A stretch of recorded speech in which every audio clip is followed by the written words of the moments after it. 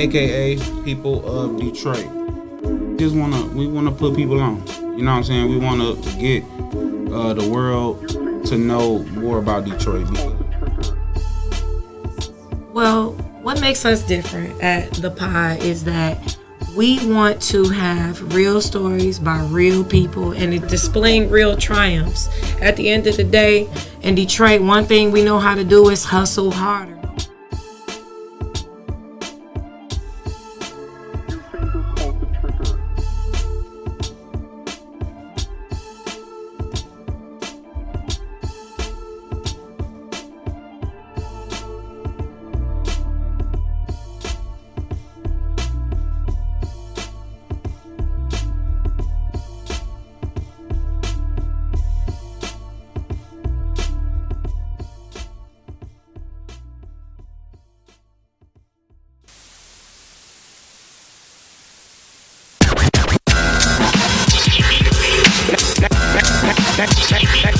Now here's a funky introduction of how nice I am.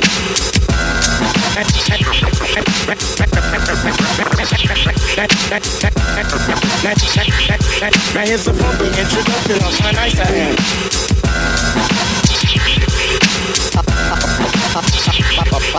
How far must you go to gain respect?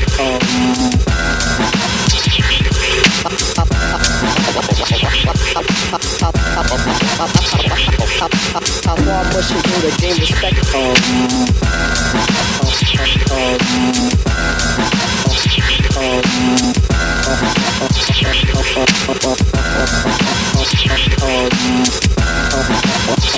So this is Detroit pioneer DJ Los, and I just got finished with my interview with the people of Detroit.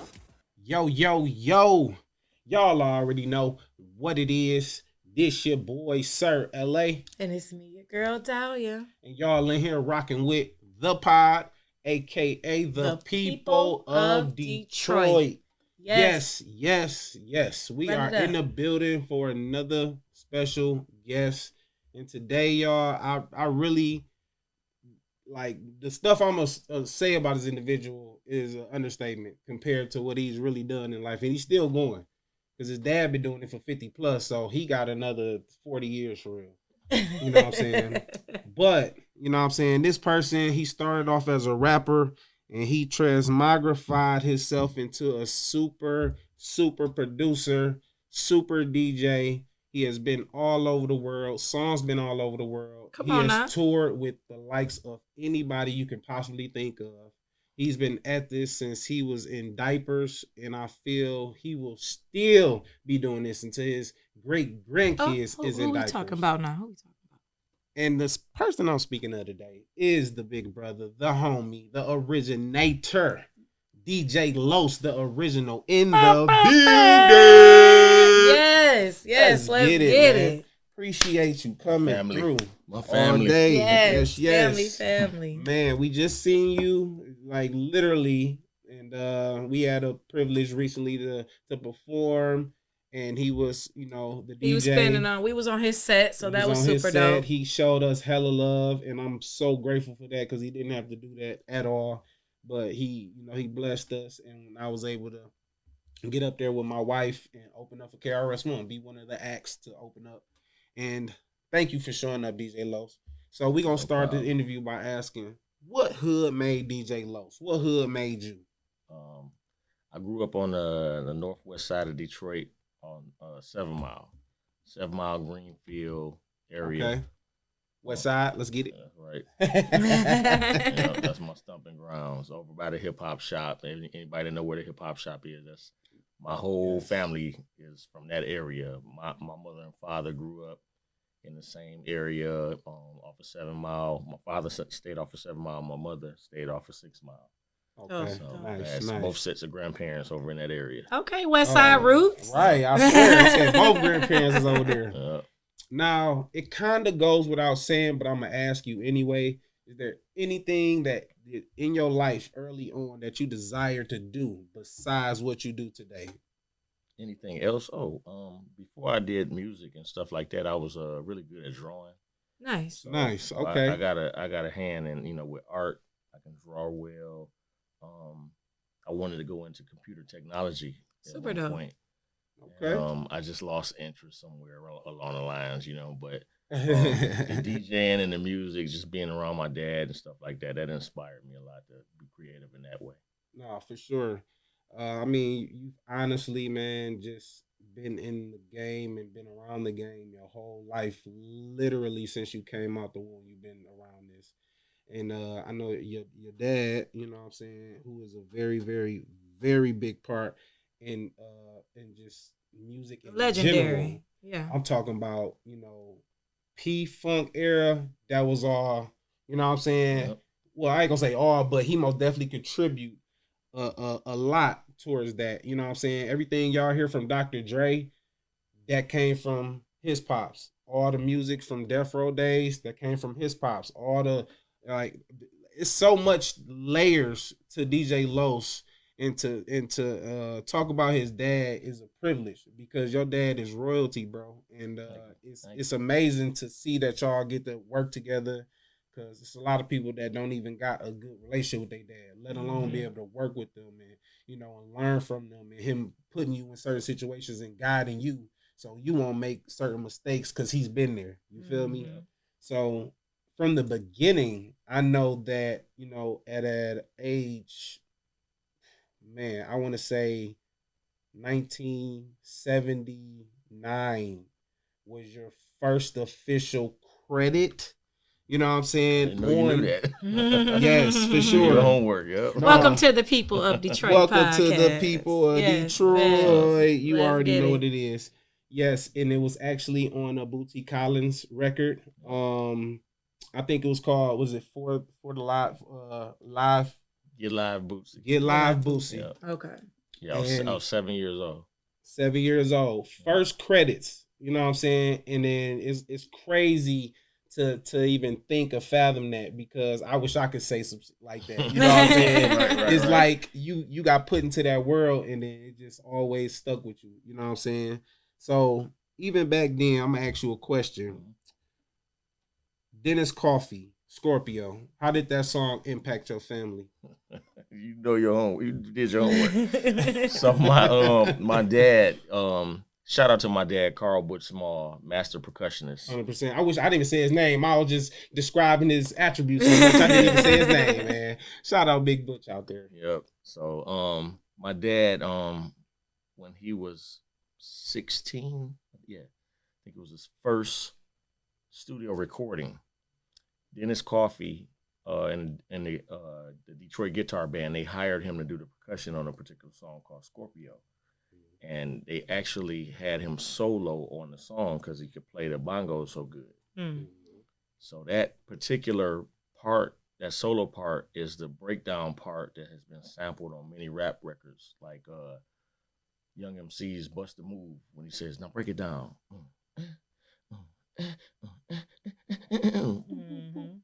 That's my dad playing the bongos when he was like 16 years old. So so I hear that all the time on commercials, and for years I didn't even know that was my dad until me. That's crazy. Yeah, we were sitting down talking. I didn't even know. That's crazy. Yeah, we were sitting down watching TV or something like that, and my dad, he liked to talk in third person sometimes. He'll be like, that's your dad right there. I'm like, that's who?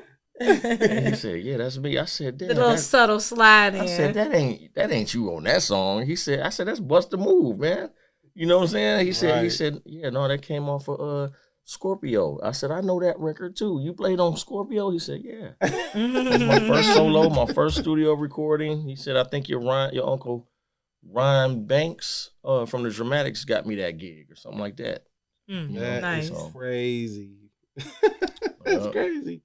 But man, that, like I say, man, like you've been in it, so I already know you got a lot of knowledge, and I love to see one day you have some type of class, man, or some type I would like that. Yeah, that would be dope. So you can kind of educate people, or however you want to do it. Just educate people, or show people how to make beats, or just something of that nature, bro. Because I feel like it's only a handful of people like you that's still around in the mix, that's actually putting in that work. And still actively 100%, working. That's a big deal too. 100%. Definitely booked and busy, still traveling and You know, I remember the last time we had a discussion, you had just finished the tour. What was it with Boldy? So Boldy James, with Boldy James, yeah. And Boldy for sure. So it's like you're constantly still getting to it. And that's just, I love it. Oh yeah, 100%. I want to bring up another song. I believe around this time, don't know if this is your second credit on the song or not, but at the age 13, U.S. America, and you were beatboxing on there.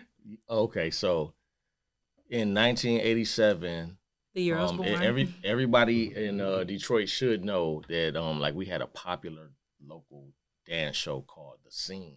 Mm-hmm. Okay, it was hosted by Nat Morris, and Nat Morris and my dad are really tight. You know, they're really good friends, and so Nat pitched it to my dad to revamp the song, the theme song for the, you know, they had a theme song that said, "Late 6 o'clock and it's time to rock, and we rock nonstop till 7 o'clock," or something like that, right? But they felt it was old. They had been running that for a while, so they told my dad to try to revamp it and do something new. Right. So he came up with a theme song called the 1988 scene theme song. 88. Scene theme 88. Yeah. Scene theme 88. That's what it was called. And so my dad featured me beatboxing on the song. Nice. Because he knew I knew how to beatbox. And so he was like, "Los, I'm gonna put you in the song, and I want you to do a little solo part. And then I'm gonna shout your name out." So he says my name. He says, "Yo, Los," or something like that, and I'm beatboxing on there. So nice. when we performed, I gotta find that footage, man. We have it when we performed it on there. Oh man, wow, that's dope. I love to see that footage. I ain't gonna lie. That is y'all awesome. I gotta post it. Yeah. Another thing I want to point out, and this is just a quick little shout out to your dad once more before we move on to you some more. Your dad, out of everybody that raps in Detroit, and everybody that raps in Michigan, period, your dad was literally the first rapper from Detroit to be on a recorded national release entitled "Out Come the Freaks." Right? True indeed. Yep. For that to be a fact, is fucking crazy. He is the first person to rap on a Detroit national release song, y'all. His dad. Yep. You know what I'm saying? And at the time when he probably made that song, he probably didn't even think like, "Oh yeah, I'm about to do some like history groundbreaking stuff." Let me just get on here. This what makes sense for the song. Let me just say my part. Boom. Let's move on to the next record. I appreciate you, Mr. Butch, for sure. And one day I hope I have the privilege to meet you and, you know, and shake your hand, because you most definitely put in your time, your work, and laid the foundation. You get your Detroit flowers as well. Also, DJ Los, you're going to get your Detroit flowers while we sit up here in the interview as well. And we going to most definitely represent, make sure this is your best interview yet. That's what we strive. All day. And while we talking, man, and y'all still tuned in with us, I need y'all to hit that subscribe button, man, under this video, man. If you like what you see, share, subscribe. You want some of that new Detroit content, hit that subscribe button. Period. Hit that notification if you want to. I get it. It's right there. It's free, too. That's what's up. But anyway, I know when you came out with your first record, basically you were 15, 16 years old, and it was under your father's record label, World One Records. Correct. And you and Easy B, I'm just shout out, you know, Easy B, you know what I'm saying? I know he down, but you know, it's all love. Not for long. Okay. He's coming home. I talk to him every other day. So that's what's up. Y'all look forward to that. You know, okay. they granted clemency to a lot of inmates. So very dope. That's real good right now. That's real. And was looking crispy than a mug, might I say, on that album cover. Oh, man. Listen. That album cover was so crazy. Standing on business. Yep. I'm gonna tell y'all something that y'all probably don't know about the album cover. The album cover was shot in 2 different places. One was shot in Southfield on the freeway. They went, parked their trucks, they hurried up, they shot. and then somebody went and took a separate shot of the Renaissance building. But together it blends and it looks like it's a freeway going straight to the Renaissance building, which was unheard of. This was pre-Photoshop days. Right. So like they doing shit that's they surgically put that together. You feel me? Ain't nobody even thinking like that. So it was like that was dope within itself. And it was like, and again, for y'all to be the first rap group to put a full length album out in Detroit as well. Now it was a lot of rappers out in Detroit. Don't get me wrong. It was Prince Vince. It was Dice. It was a lot of people that was rapping from Detroit. I want to shout out. You know what I'm saying? It was people rapping. But Easy B and DJ Los, they put out a whole full length album first. You know what I'm saying? So for them to do that, that was crazy within itself, because I think y'all did 17,000 first week or something around there. We didn't have ways to track it that fast, I guess. But it was probably 17,000 units is what we sold in totality. So 17,000 times 25, whatever that number ends up to be, that's what we sold in totality. Got you. When we came out. And that was dope within itself too, because it's like y'all a new group, and those numbers in 1988. You know what I'm saying? It's crazy. That's crazy. Pre-internet. It's crazy. Strictly out the trunk, and that's dope. And like I remember my dad driving cross country. Him, and shout out to my his other two partners, Gene David and John Maxey. They drove around the country, man, and just promoted the album, gave away tapes, cassette tapes and albums and all of the projects like Cabrini Green over in Chicago and you know what I'm saying, they drove to Watts in LA. They just gave product out. So yeah, shout out to them, man. We didn't have none of the stuff that everybody got now, like for sure, and all of that. 100%. Really got it out the mud. I love it. And I'm a shout out another fact as well. You and Easy B, y'all actually came together through your dad, and y'all actually formed at Northland Mall, which is, by the way, the first mall ever for the most part. That was the first suburban mall, as they will say. So not only did y'all do that, y'all formed at the first mall ever. You know what I'm saying? Shout out Northland Mall, man. That's fucking crazy within itself. You know what I'm saying? But I know once y'all did drop an 88, you know what I'm saying, which was the title Untouchable, you know what I'm saying? Y'all can definitely go run those streams up. And for y'all to be new artists and be 17 years old, 18 years old, and to be seeing this type of fame, like, what was your mindset as far as, like, you know, handling that pressure or handling that situation that, like, y'all did? So it was fun for me. You know, it was all experimental. Like I said, I was into the arts, and so I picked up DJing later on. You know what I'm saying? Right. And so I remember when the album came out, and I had to go to school. Shout out to Henry Ford High. That's where I went to school. Hey. And I took like a couple of boxes of vinyl to pass out to the students, and I made such a commotion in the building that, you know, the officers had to come. They're like, man, you can't do that. You know what I'm saying? But it was exciting. I would have did that shit too. Yeah, it was exciting, man. And you know, I had a lot of fun when that album came out. You know, it got real popular in school, obviously. You know what I'm saying? Oh yeah, for sure. So yeah, I'd like to relive that again. But it seems like it just all came so naturally to you just because of your upbringing in general. Yeah. But for what I want to ask you, just to kind of piggyback off what he said. So for that time frame, everything is fun for you. But at what point do you feel like you got acclimated with the business part of it? Was it all just still kind of fun for you and Easy B, or did you really start like? Well, they were grooming Easy B and I. Like my manager, shout out to John Maxey. He passed away, unfortunately, but that was like my mentor.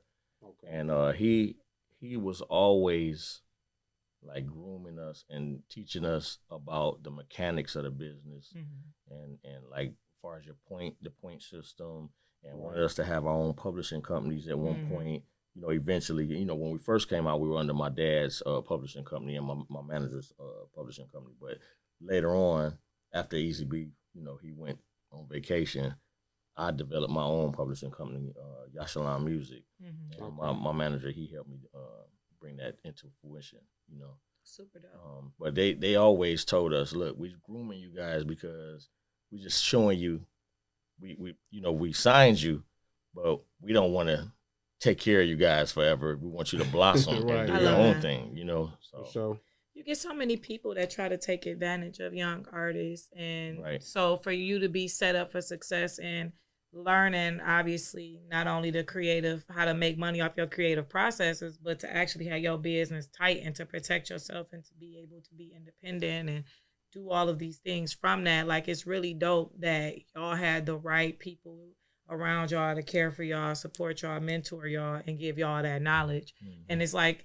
that real artist development doesn't really take place. Now you just have to already be a ready-made package with your own following, and then they can just go ahead and rape your pockets. Right, But in the situation you came up in, it's a situation that is so blessed that it's showing to this day that everything they did helped you to craft out your own lane and go, like my husband always say, when you're in your own lane, you go as fast as you want. So you doing something top tier still years later off the foundations they laid for y'all, and that's pretty dope. 100%, bro. 100%. And excuse me. Let's start by giving him his due diligence. Oh yeah, we gotta get something. It's a little heavy. Hold on a second. Hold on. We gotta get them all. You ready? You got it. Both of my You got them. Right, you get it. All right, here you go. I know. You know it's These a little are way. your Detroit flowers, Take it man. in. Wow. We greatly appreciate you. Let me stand up. I only stood up. This is my second time standing up for somebody.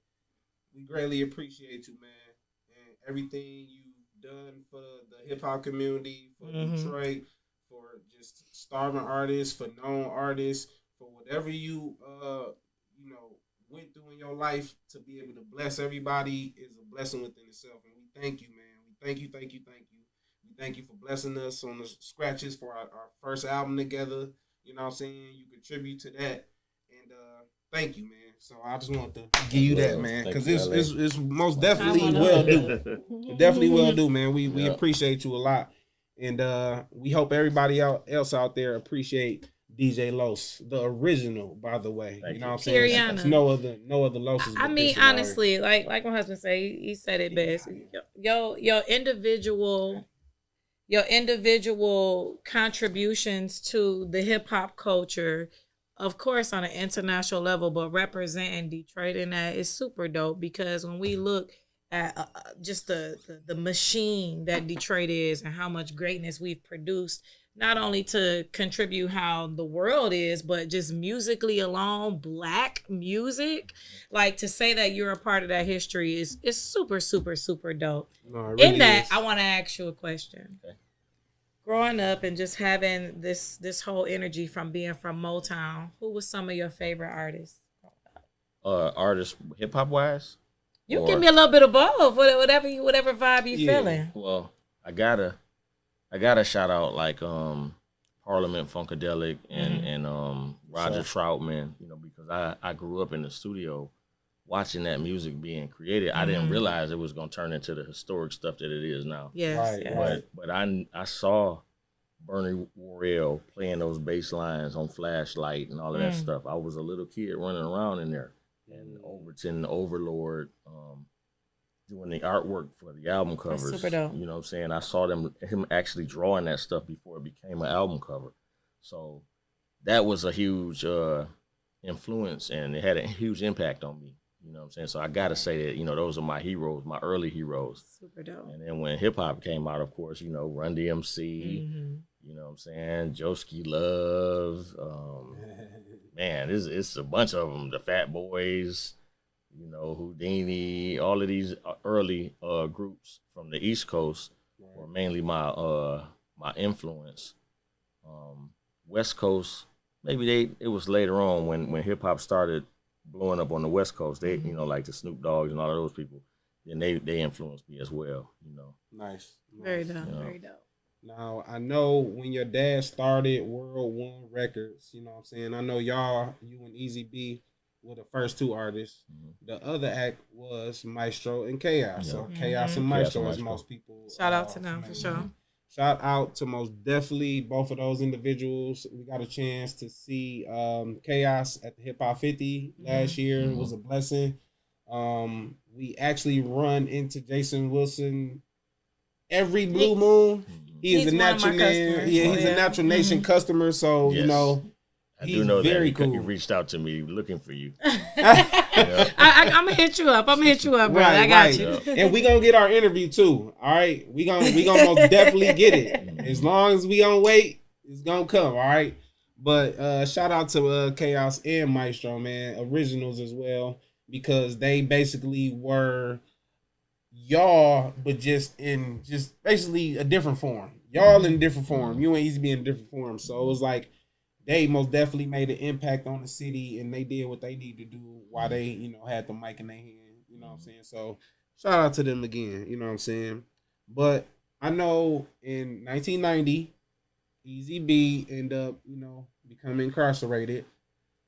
And at this point, y'all are kind of just flowing off first album and kind of just coasting still off on that high, wave. basically, yeah. We don't have to go into detail about Easy B's case or nothing like that, but when he became incarcerated, how did that affect you mentally as an artist to move on and recover from your partner not being there? Oh, it messed me up big time because that's all I knew is to be a part of a group. Right. So, I had no intentions on becoming like a solo person in hip hop. So, I had intentions. I knew Easy B wasn't coming home no time soon. So, my managers and my dad, they sat me down. They said, "Los, you got what you gonna do? You're gonna do this by yourself, or you're gonna get somebody else to be a partner with you." And I said, "Well, I really don't want to be by myself, because I'm not really one who wants to rap. I really want to play the DJ role. I want to play the background, make the beats and stuff like that." So they said, "Well, you got to go scouting, So I came across this guy named Boss Man. Okay. I had met him, not really met him. I heard his demo through Maestro. Nice. I'm really close to Maestro. Maestro is like my big brother. So I used to spend the night over his house and all of that stuff. And he was playing this demo, and I said, "Who is that guy right there? I like him. He sounds sweet." He said, "Who are you talking about, Rob?" He said, "Yeah." I said, "Yeah." He said, "Yeah, that's Boss Man. What you trying to hook up with him or whatever?" I said, "Yeah." He said, "All right, I'll hook it up." So I met him, told him what my intentions was, told my dad that I think I found a rapper. We set up a meeting at World One Records.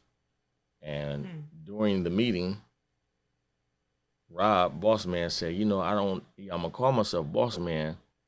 I call myself Boss Man, but I don't think that's what I want to call myself. I think I want to call myself Dice.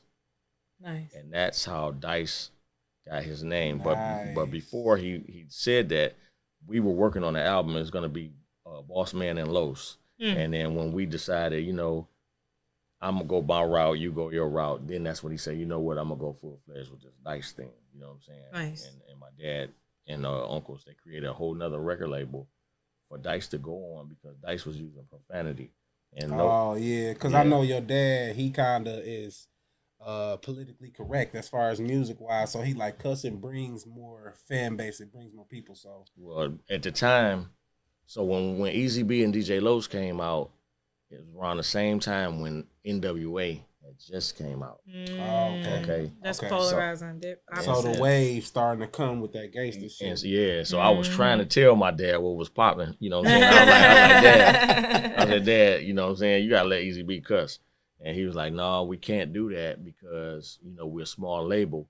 We need to be able to walk the records into the radio station and get airplay. We don't want that parental advisory sticker on there. You know what I'm saying? They were just starting to do that with the 2 Live crew. Yeah, that's everybody true. And NWA too. Yep. They were just starting to do that. So we was clean cut.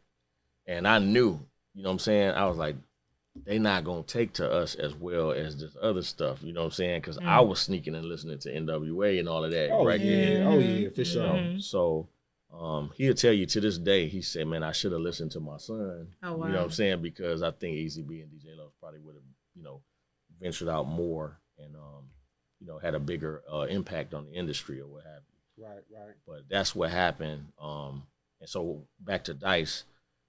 When Dice decided he was going to go solo, my dad and Maestro came together and they said, "You know what? We'll create a new label and we'll call that label Raw Raw Dog Records. Nice. So that the profanity will be separate from the clean cut stuff on World One. Because my dad had visions of World One Records and like encompassing all genres of music, like reggae, jazz, you know what I'm saying, R&B. It was supposed to be a conglomerate. It wasn't only supposed to be a rap label. He only did that because he knew that it was generating a lot of income at the time. You know what I'm saying? So he wanted to use the rappers to bring in all the revenue and then pump it back into the label and then make it big for all the genres. Yeah. The genres. Yeah. Got you. So he didn't want no cursing on it because it was going to taint the label, you know. Okay. Yeah. Now, was it recently, was your dad working with the Four Tops with it recently? He still works for him. He's on tour right now. He had a show last night. Okay, okay. I just wanted to say that the last the Four Top that just passed in July, that was my cousin. Wow. So that was family. Yeah, I appreciate you. And it's crazy because for years I knew that, but I didn't know which one. I always like, you got cousin in Four Tops. You hear shit. I'm like, really? What's that? Yeah, that's Duke. He was the last surviving member. Everybody else is dead. Yep. So he passed July 22nd, I believe.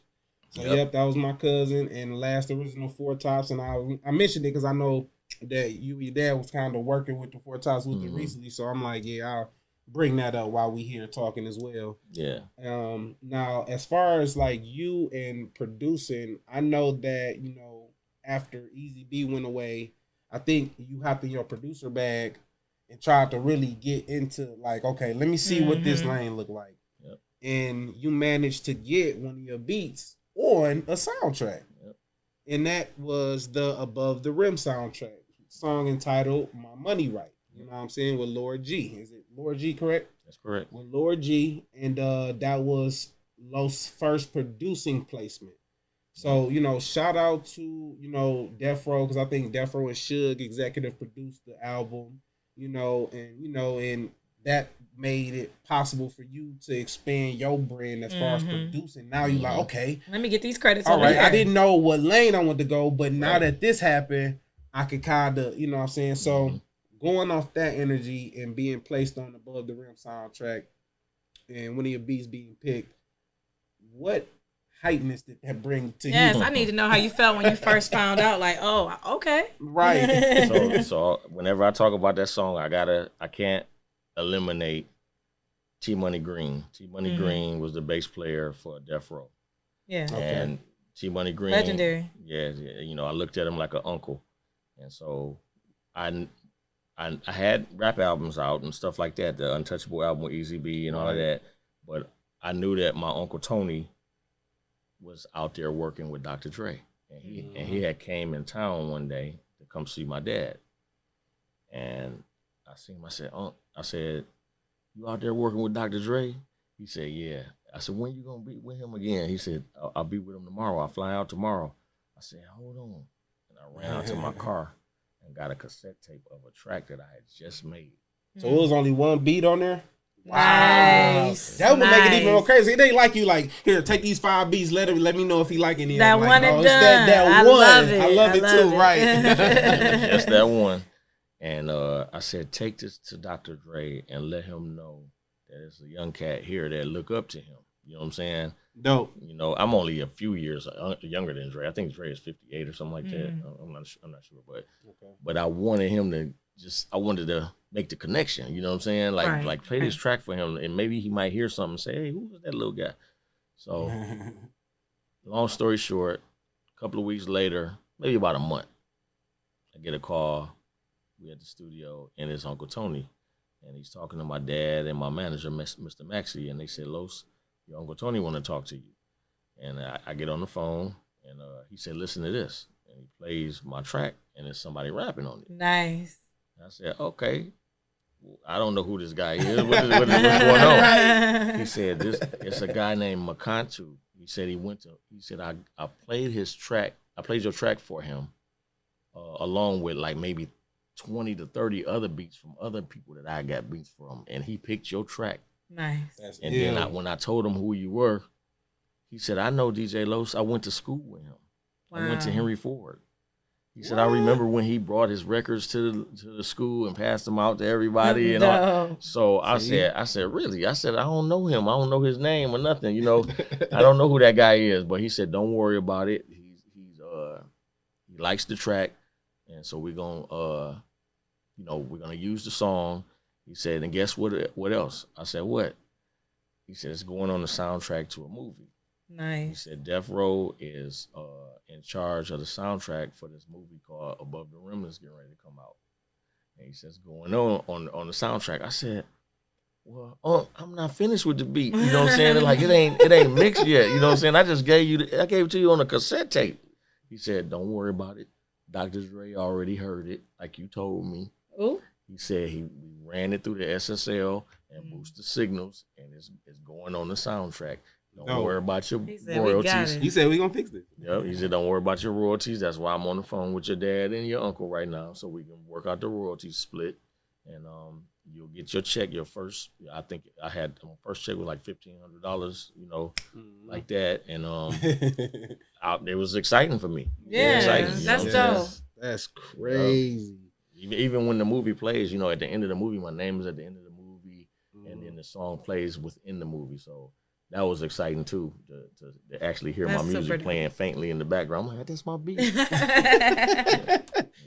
And it's crazy because now I want to ask you this too, because before Easy B went away, I know y'all had something in works for Prince manager to be y'all manager. Man, how you know all of this, man?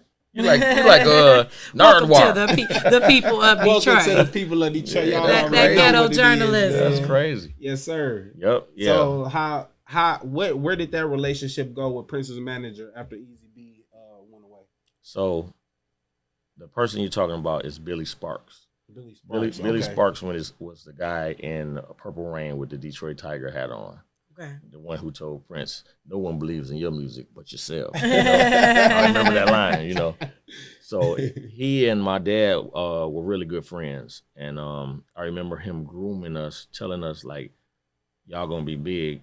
He had been planning on taking us to Paisley Park to meet Prince, and possibly be an opening act on the tour for him or something like that. This is like a long, long time ago.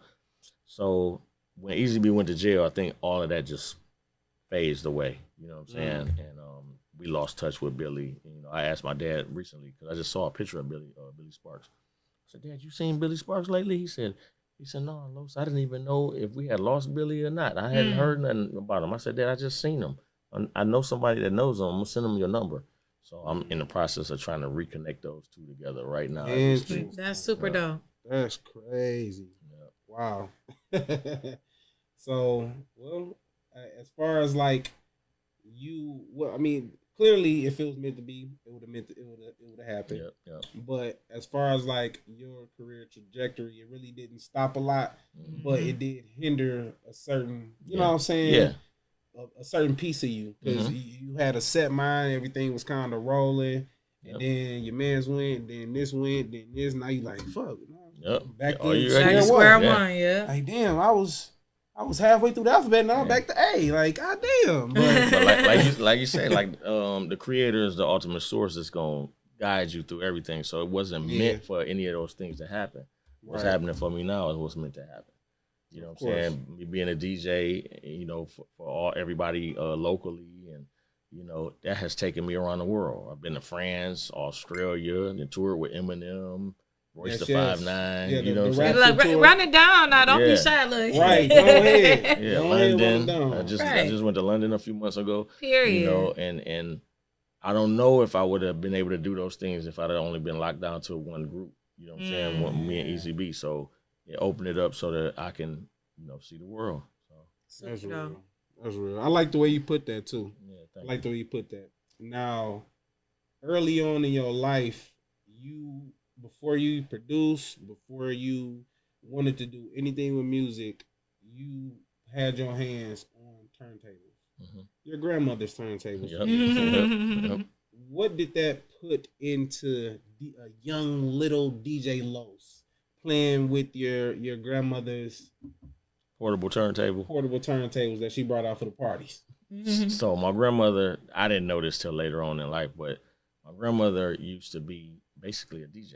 Oh, cool. And I didn't realize that though, but she used to have these parties at the house, and she would play the music for all the guests. They were card parties. That's what they were. They were playing cards, and my grandmother is the one who played the music while everybody was playing poker or whatever. Drinking and spending money. And so this portable turntable had detachable speakers and all this, like just some old ancient, you know what I'm saying? Like I think I may still have it in the attic over there. I gotta check. Wow, that's ill. But I seen it going in the attic, rambling. As a kid, I used to go through my grandmother's stuff and see what I could make of things. I've always been creative. Oh yeah. So I like buttons. I'll grab some buttons out of the drawer that she's not using and glue them together and make some. I was a weird kid. So I discovered that turntable in the attic, and I said, Grandma, can I borrow this? And she said, what do you need that for? That's my record player. I said, Grandma, you're not even using this. It's upstairs collecting dust. Right. She said, well, you can borrow it, but I may need it one day. I said, you ain't gonna never need it. You just holding on to this. Yeah. Right. So I took it home. She said, don't break it. I said, I ain't gonna break it. But I knew what I was trying to do with it because I had just seen Crush Group. Nice. Oh. And I seen inspiration right Master there. J in that thing. Master J. I was like, man, when I seen him do that in that movie, that was it for me. I was like, he just looked like everybody respect him, and then just the rhythm, what? He's like, no, you definitely look like the man. What? You know what I'm saying? I was like, I want to do this, man. Yeah. That's what I want to do. So I took the turntable home, and I was practicing it, my rhythms on it. I didn't really know what I was doing. I was just trying to imitate Jam Master Jay. And my dad came to pick me up because my dad and my mother, they were separated at the time. They were going through a divorce. Okay. So he came to pick me up because I used to clean his studio. Right. I used to be a janitor in the studio. Yeah. Yep. And so he came to pick me up, and he caught me doing that on the turntable. He said, "What you doing?" I said, I'm scratching." He said, yeah, I noticed that's my mother's turntable. What you doing with her record player? What are you doing with that? I said, I'm trying to learn how to scratch, He said, don't you need some real equipment? And I said, Dad, I don't have no money. I'm working as a janitor. You giving me like $50 a week. I can't buy no turntables, man. And he said, I'm going to take you to Wonderland Music.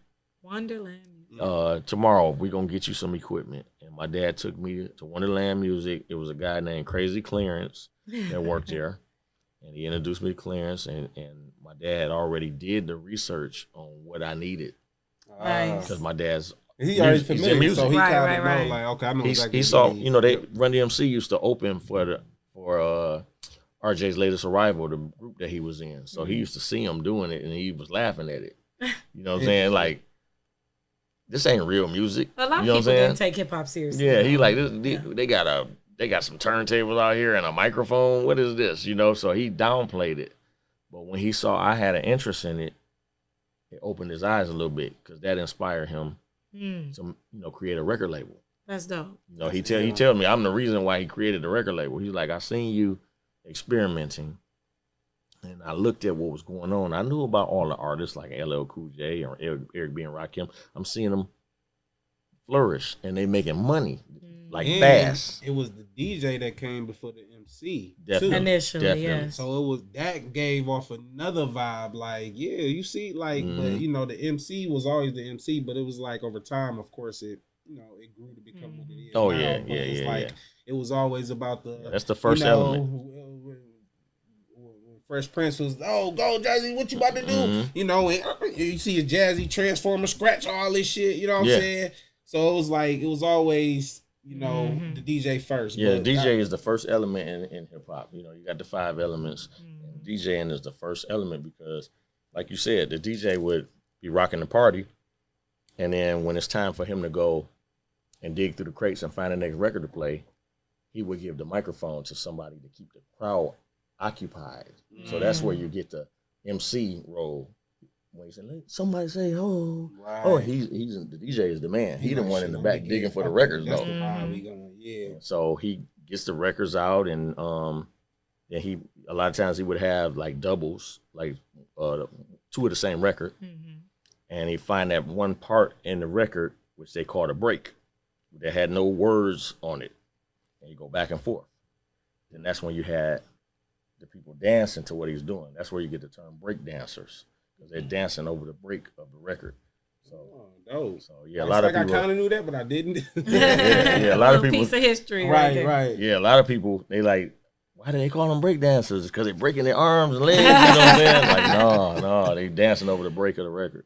That's crazy. I appreciate that piece of information. No, 100%, man. In your lifetime till now, man, you worked with a lot of artists, a lot of projects. You've traveled internationally, nationally, around the state. What year was it when you did the theme song for Snoop Dogg's internet radio? Oh, so that had to be like, this is pre-pandemic. Oh man, right? Maybe around. Oh, this was 2012. That's when that was. 2012. Okay. And so I didn't. How that came to be was, I didn't actually do the theme. I had met with Snoop through T Money Green again, and we gave him some of my tracks, like 20 of my beats. And so my Uncle Tony had told me at the time, like, Los, give him some of the tracks that you used on that album that you put out called The Dilemma. I said, oh, I don't like giving nobody tracks that I've already used for other stuff. Right. You know what I'm saying? He said, but Los, you own all of that stuff. You already have the paperwork for it. It doesn't matter. You don't know what Snoop is going to like. You don't That's know. smart. That's true, though. That's why we got Explosive. Yep. And then we got not Bag Lady, but the Erykah Badu song and Explosive, same beat. Yep. Same producer. Hey, go ahead. Sometimes it works out. Yeah, it do. So I remember, shout out to DJ TJ from FM 98. TJ the Troublesome Juvenile from back in the day. Hey, shout out TJ.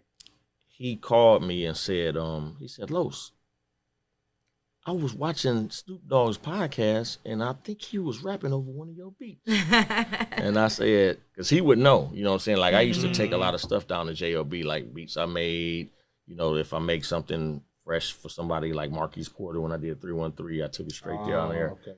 And they'll put it straight on the radio. So he said, man, I think he's rapping over one of your beats. I said, I think you're right. I don't know what beat it is. I said, I gave him 20 beats. He got some beats. Yeah, I know I gave him some. And, and he said, I think it's the one that you gave Dusty McFly. Breathe in, breathe out. I said, oh, really? He said, man, yeah, go to the internet. I'm going to send you the link. Go to the internet and go look at it for yourself. So I went and looked, and sure enough, I heard Snoop rapping over my beat that I gave him, but it was a beat that I had already used on the artist already. I did exactly what T Money Green told me to do. You know what I'm saying? So that's how that came to be. Snoop's song is called "Breathe It In." Breathe It In. Okay. And the song that I did on Dusty McFly is called "Breathe In, Breathe Out." So shout out Dusty McFly too. Yes. Yep. So yeah, it was really big when I found that out. I was like, wow, I got Snoop rapping over a track that I did all by myself. I don't have nobody else on the track. I played. Like, there's no samples in it. I played the bass line, the drums, everything, you know what I'm saying? So I was like, that's cold right there. That made me feel good as a producer, And then it was like a big, how like we say things go viral now? Right. It was kind of like that back then, because they had something called Coachella. I don't know if y'all familiar with the Coachella Festival. Coachella. Yep. So it was all over the internet that this song that Snoop had just did is, it had been leaked, and he's going to perform it at Coachella. That is crazy. And it was my track. Yeah, you know what I'm saying? That's crazy. So I try to go back and find that information. I can't find it that easily, but I remember reading about it. I said, wow, this is crazy. You know what I'm saying? But he didn't end up performing it. But it was everywhere. And then you have people covering the track. Like, you got old white guys that got Snoop's lyrics, and they redid my beat and everything on the internet. Man, that junk is crazy. Wow. It's crazy. Oh man. Speaking of your work, I want to ask you about the Def Squad. Is that something that's still in motion with you and your pops? Yep, definitely. My dad, I kind of, I'm not too happy with the name. Because I'm all about respect, you know what I'm saying? And, I know them guys you got on the wall, EPMD, them my buddies now, you know what I'm saying? Right. And I know who the Def Squad is, you know what I'm saying? Eric Sermon, Keith Murray, you know what I'm saying? I know who the Def Squad is. So my dad's concept behind naming it is they're all the musicians that played for Death Row. So it's Def Squad, and it's Death Squad. Actually, it's not Def Squad, it's Death Squad. Because it's the Death Row musicians. But I was trying to tell him, we probably should come up with a different title. You know what I'm saying? Like I'm not comfortable with that.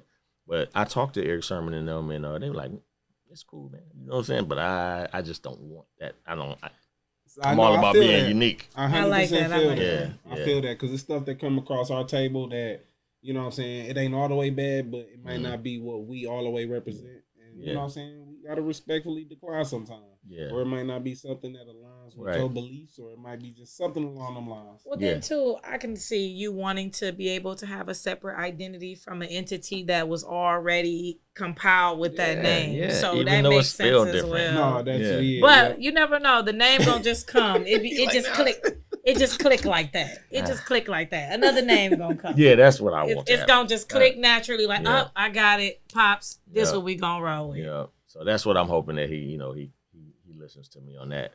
Because this will be the second time that he doesn't listen to me, and then later you might have to just remind him, like, Dad, do you remember the last time you didn't listen to me? So I'm just throwing it out there. Do what you want, but I'm just saying, let's not repeat history. Yeah. Man, how does it feel to be able to call Bootsy Collins your uncle, man?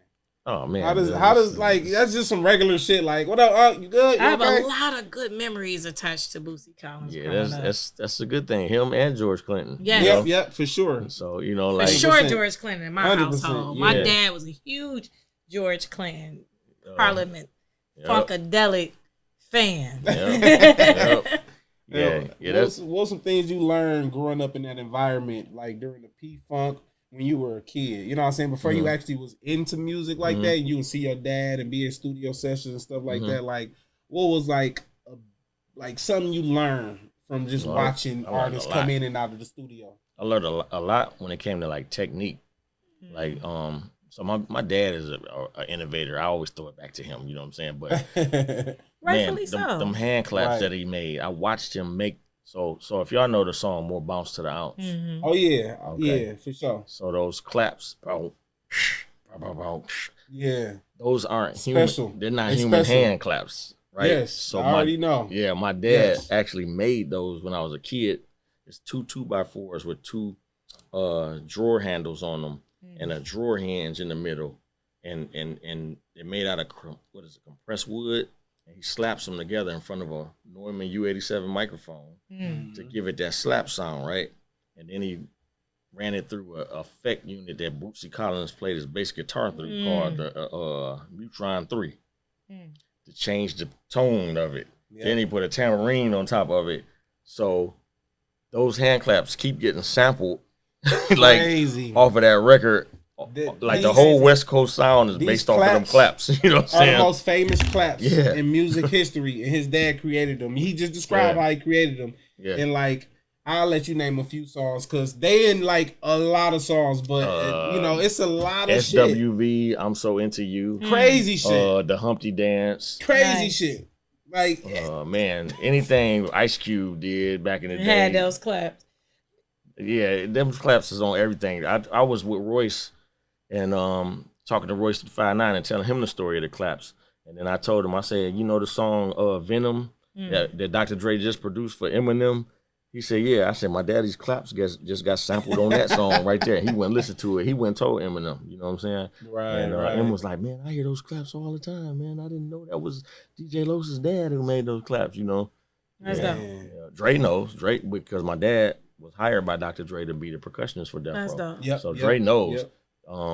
And then my dad, he has different variations of how he uses the claps. Like the Dog Pound, What Would You Do? those are the same claps. They just sound different because he changed the tone.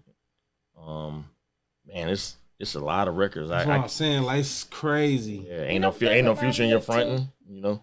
Huh? You know what that reminds me of? I forget what it's called, but the art is it Foley artists? Is that what it's called? In movies where they create all the sound effects. I forgot what it's called, but that's what it reminds me of. Like the fact that your dad was able to do that. It's like it's people that literally specialize in only doing that. Like this is their career and what they do, and your dad was able to do that like it was nothing. Yep, that's crazy. And the science behind it, because the story continues with that. The science behind him doing that. He put so much. Put this on there. Put this on there. The reason for special. Yeah, that was just the sound part. But the reason that he did it was he said when we used to do the sessions at Parliament with Parliament Funkadelic, they would have parts where everybody is supposed to clap in unison on the mic, and nobody would be in time. Everybody's claps would be all different, and all this blubbering. So he created a loud, I clean already know because if 7 people in this trying to be in sync. Yep. Oh yeah. He said he used to hear bracelets jingling. You know what I'm saying? Keys rattling and all. He said he couldn't take it. And he told George and them, he's like, man, I'm gonna make something. I'm gonna make a hand clap. You know what I'm saying? That's gonna be powerful. You know what I'm saying? And that's exactly what it is. So that was his whole intention. And to see it come to fruition, I'm like, that's crazy. I watched him as a little kid. I watched him make them in the basement. And now you hear him everywhere years later. I never knew that's what he was doing. That's ill, man. Jeez. Man. This isn't a dog ass interview. I've been waiting on this. I ain't gonna lie. Thank you. I ain't gonna lie. I'm having fun. But I want to ask you, what is one of your childhood Detroit memories that stick out to you that you can just grab out the air and just? It's a few. Or what are your favorite? I'm sure because you've had a unique childhood. Very unique childhood. I mean, does it have to pertain to music or just doesn't. In general? It could be whatever. Well, just one of your favorite memories. Edgewater Park. I don't know if y'all are familiar with that. Detroit had their own amusement park. It was located on 7 Mile, where you see Greater Grace, the church over there on 7 Mile in Shiawassee. That was actually an amusement park. Wow. And we used to go to that amusement park, and my dad used to play with the dramatics there a lot of times. You know, they were the entertainment there. But you could ride the roller. It had a roller coaster, and look it up. You Google it, it's on 7 Mile. I don't even feel I ever knew that. Yeah, I swear. It was on 7 Mile Road, and we used to go every year. We had picnics there and family reunions. And super dope. So that and Babalo, of course. Everybody talks about Babalo. Yes. But Edgewater Park. Okay, I think you might have been the first to mention Edgewater. That's dope. Yeah, I think he is, because I don't think I've heard nobody mention that before. Because I would have remembered that, because I'm like, Detroit with a whole when and how and where. Like, we had an amusement park in the hood. Marv one, when we had him on here, he said the swimmobile. Yeah, I never could catch it. I was running the house trying to put my trunks on. He was driving down the street. Oh man! He was like, "Dude, we were some crazy little kids. The water was so crazy, about dirty. Band-Aids and we just in there as kids having fun, though. Hey, kids in the hood. Hey, but nothing beat that 2x4 and the hydrant. Listen, listen. You can always get it in with that. Yeah, man. You got anything coming up that you want the people to know about? I'm doing so much. Whenever somebody asks me that, I'll be like, man, what do I talk about? Like, I don't even know where to start. Whatever you can talk about. I'm working on an album. Okay. Oh, shit. I got a bunch of features on it. I got Marv one. Okay. Nice. Miss Corona. Super dope. Razkaz. I know that's your favorite rapper of all time. Favorite MC, man. Guilty Simpson. Dope. Najiri Earth. Super dope. Shout out to sis. Yep. Man, it's Alias P-Knuckle from the Almighty Dreadnoughts. Say all the family. I swear. Man, I got so much stuff. It's just incomplete. You know what I'm saying? I'm trying to get it compiled. So that's gonna be called either The Milestone or Milestones. So I'm working on that. I know you wanted to drop this when you turned 50, right? Yep. But didn't come out the way you. I couldn't complete it because I'm always getting pulled to do something else, so I can't never mix the songs or get the artists on there that I want, because I'm always busy doing something to help somebody else, you know. So I just gotta get focused and disciplined and make it happen. Yeah, sometimes you gotta, especially when you're just a person that's just first of all, zero hating you. You help everybody. Man, I swear. You literally just want to drive the culture forward and your contributions. Like this is so I get it. Yep, with you being that type of person, like you say, you're always in this supporting role, but sometimes it's okay to be just a little selfish when you're always selfless. To pour into yourself, so you got to take some of that self-care time and finish your goal. I do, because I got tons of beats. Like I'll make beats in between me doing stuff. I'll do that. You can slide me one of those beats. Yeah, I got tons. I got tons of tracks. I got you, sis. I got you. I got you. So it's just I just want to compile this thing at least one last time. I shouldn't say last, but I want. I want to put out a project. A complete project in the right manner. You know what I'm saying? So that's what it is. This is like my Dr. Dre detox. It's gonna come out. It's coming. No, but it's really coming. It's really coming. Right. Man, again, man, I want to tip my hat to you, man. I just want to bring up the Hip Hop 50 because that was a very super special moment for my wife, and you were able to, honestly, if it wasn't for you, bro, you know what I'm saying, that night wouldn't even been possible for her or for the people of Detroit podcast, you know what I'm saying? And thank you. Yeah, that was a good night. It was crazy. It was a great night. It was crazy. Yeah. It was a great night. I appreciate it. And I remember when because originally I'm like, all right, I know it's 45 seconds. Maybe I could get the hook in. right. But when it was already made, I was telling her, like, Lo's not going back. He doing too much. There's no point in him going back trying to reverse it. It's already what it is. That was a hectic time frame pulling that together for everybody involved. 19 artists in 13 minutes. I mean, you did that though, fam. Listen, you did that though. You made it happen. Because it was like boom, boom, boom, boom. Like people was coming. Like the rehearsals was fun as hell.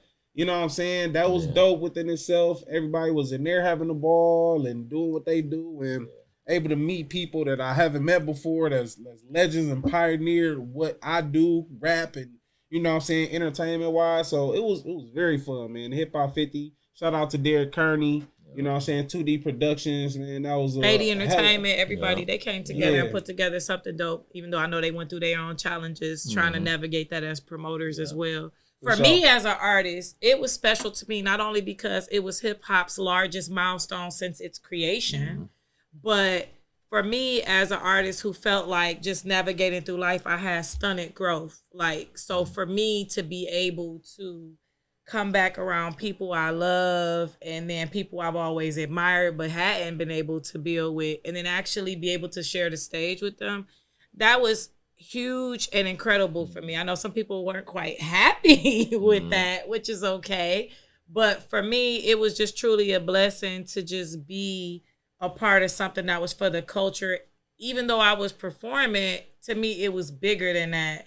And to be their front row seat, and to me, to be with one of our legendary DJs, and share the stage, that was super, super dope. Because yes, the legends that perform from New York, I mean, come on, definitely hip hop history there. However, it was special for us because we really put on for our city in there. You did great, sis. Thank you. I appreciate that. I appreciate that. Yeah. And you got a lot of compliments from the people that I know. They're like, "Who's that one girl?" I appreciate that, but it definitely did open up. I feel like it opened up opportunity for everybody because even though the legends that were on the ticket, 19 of us? Oh, yeah. Even though already known, already established, that was an opportunity for all of us to build from that because there was a lot of attention. So anybody that didn't take advantage of that and use that to branch off and create another opportunity, they definitely missed the mark because it was a lot of attention surrounding that. So it was nothing short of a blessing. I was happy to be a part of that with you. I did good. I was happy. Yeah, I'm gonna shout out a person that I ran into yesterday. It's actually quite funny. Went to see Big Shine yesterday in Royal Oak, Burn Rubber, and had a fucking ball, man. And, shout out to Roast Pit. I'm standing in line, right? So it's we stood in line for hours at this point. So it's this couple behind me. They chilling. They had their son. this one light skinned guy just come out of nowhere. He kind of just start talking to them. So I'm like, okay, I guess he know them. So then as I'm standing there, I just hear him speaking to them. And he like, yeah, you know, a guy walked up to him and was like, yo, what you do something? What you do? You play, you rap? He was like, this is exactly verbatim. He said, I play percussion like my dad. I said, I stopped like, why that sound so fucking familiar? Like, the energy behind that. I look now when he said that, it was your little brother. Listen, but he right directly behind me in line. So as soon as he said that, I'm like, percussion? That sound like. And I look back at him. I'm like, that's Trace. Shout out to my little brother Trace. Shout out Trey, dog. Yeah. Yes. So then I look like, all right, I'm gonna wait and let her keep talking. And then, you know, he did what I would do. He like, yeah, you know. He like, yeah, you dropping something? He like, you know, I play percussion. I make a little beat here and there, you know what I'm saying? He like, yeah, they like, well, you drop something. Woo. You know, when you grow up and your pops got you around Death Row and Tupac, all these people, you know what I'm saying? You can't just come out. You can't just drop like you gotta come right. You gotta come right. Package right. Yeah. I'm standing in line listening to the whole conversation. Yep. So I'm like, that's okay. him. I'm listening. I'm like, that's my little brother. Who is this? Yeah. So I'm still listening, and he finally creeped out like, yeah, because my brother DJ Los. I said, bro, what? Nope. I said, we interviewing your brother tomorrow, bro. How crazy is that you right here? I got a picture with him and everything. Mm-hmm. Shout out to homie Trey, bro. That was it was so fucking random. Then I seen Marv One brother as well. He shouted us out. Troy. He like, yeah, man, I know you, Dahlia. I'm like, yeah. I'm like, what about Dahlia? He like, yeah, Dahlia, man. Like, I recognize you from y'all interviewed my brother. I said, like, man, yeah, Marv One. Soon as he said Marv One, his whole face turned to Marv One. I'm like, you look just like the nigga as soon as you said it. So he like, yeah, why you let her do that to you on the album, bro? I'm like, listen, bro. Listen, because he loved Dahlia. I didn't realize who I was talking to at first, and then I told her, he like, I don't know who it was. I couldn't get his name, and then his picture popped up, and I showed. She like, oh, I know him through da-da-da. Never knew he was Marv's brother, though. Yeah. And she was like, yeah, he been a fan of my work. He been a fan for years. I've been a fan of his too. Like just being like just artists in passing and building. Cause I met him outside of Marv. So just from working and music. So when that connection was made, I was like, oh damn. When you told me that, I'm like, that's crazy. Like I've been knowing him forever. So but I don't dig if I don't catch it. Then I don't know. I don't dig too deep into people's personal stuff. I think he like his own identity because it's nothing on his page that really say, "Hey, I'm Marv's brother." Yeah, it's like you just got to be around. You know what I'm saying? Like when I actually looked at his page, I'm like, his name ain't his last name is like so. Yeah, he was talking about that in line too. So I was like, damn, okay. So that was dope within itself. You know what I'm saying? And that whole experience yesterday was just amazing. Shout out Big Sean. You know, shout out the new album, man. It's fire as hell. Man, it's been a ball with you, DJ Los, man. I know you got some plans for tonight to get ready. He always got plans for this upcoming Tuesday. We gonna try to slide if possible this Tuesday, see what it look like. Again, we appreciate you giving us your time and your energy, DJ Los, man. Always. A motherfucking legend in the building. I need y'all to understand that, man. DJ Los, the original. I'm gonna need y'all to Google him. I need y'all to Google him for real. He's Googleable. I'm telling y'all. Googleable. Googly moogly. You know what I'm saying? But y'all already know what it is. We in the building. The people of Detroit. Y'all rocking with the homeboy, Sir L.A. And it's me, the Queen Dahlia. Let's get it. We greatly appreciate y'all rocking with the pod, a.k.a. the people of Detroit. Shout out to big bro, DJ Los, in the building. The original. Dog. Let's get it. West Side. We're going to start it off with Dahlia the Poet. Dahlia the Poet. Let's go, baby.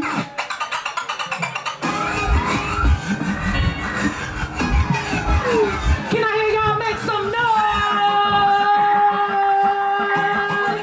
I'm back outside. Make some noise if y'all outside. Let's get it, y'all. Hip-hop array, hoes. I'm back outside. Not a stepper, but the shooter pulling up in the rock. Fuck with the family or the money. Then you ready to die. No biggie, just running high, cause them giants don't fly. You can have your fancy clean like a bottle of tie. Okay. It's a bottle of the fittest. Everybody Wall, you better come out thumping. Showing face, these niggas bluffing, they ain't talking about nothing. That's why they run the streets, but niggas still starving and eat. Simply stated, got the juice and shit ain't never been sweet. Got tired of waiting, I'm back in the booth and bringing that heat. Got a point to prove, it's not to you, I'm talking about me. Don't rap about my pussy mama, cause I'm raising a queen. Not judging them, but I'm just saying, this is not D to P. Whatever float them other bitches, both that shit don't move me. I ain't gotta seduce and scheme, cause I see up that green. You hear me? Hands up, like you throw hands up. Yeah, I'm back outside. Yeah, let's get it. Back like I never left.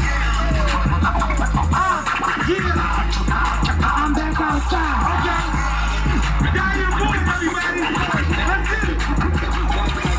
That's my band just bossing up and I just got my lick back. I'm the topic of discussion, I just laugh and kick back. Tried to block me, couldn't watch me, yeah, that shit didn't work. I'm protected, it's a blessing, pick your face off the dirt. We ain't rivals, you just fight for your feelings is hurt. When I choose to, I fly through, I kill and I serve. They get close to you, don't like you, man, I fake shit, I curve. Close the deal after deal, ain't no records to steal. Now these niggas be leeching, gotta keep my ass peeled. 80s baby, 90s raised me, that's the last of the real. Anybody with opinions, and it's fuck how you feel. All these niggas is capping, yeah, that 5950. I'ma rally the team, I'ma bring them all with me. Yeah, the tighter the circle, you know the realer the family. If I run it up too tough, I might just hold me a hand. If the trick of the team, playing hard in Miami.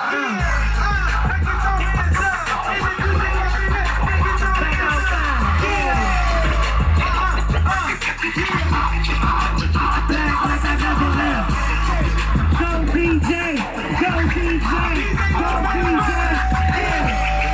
Go DJ, go DJ, get it baby. 1, 2, 1, check, I'm back like I never left. Blow like a whistle when the whistle like a damn rap. Music ain't nothing to it, rhyming is speaking fluid. Riding the sun, moving so excellent how we do it. Yeah, yes you know me, homie, I got it on me. They both play the guard like Tony Parker and Ginobili. Yo, listen how I kick this. Simplistic sick shit, really it take vision. Well wishes to my opposites. Making moves like a running back, I'm gunning that. You really don't want none of that, so feeling like a heart attack. Right to left, trying back. One draw, where you at? Shout out to the city, put the D on the fucking back. We the voice of the people of Detroit, natural nation, what it is. Baby, we handle biz, and I'ma handle mine, and we both gon' shine. And you know I got Patron, you can talk to the vibe. Yeah, now get your hands up. Yeah, now get your hands up. Yeah, now get your hands up. And if you feel like it is, you got with your back like we never been. Okay. Go DJ, go DJ, go. Back like I never left. Hey, y'all feeling that? Y'all feeling that? Make some noise if y'all feeling that. Hey, I want y'all to vibe out with me. If you from the 313, make some noise.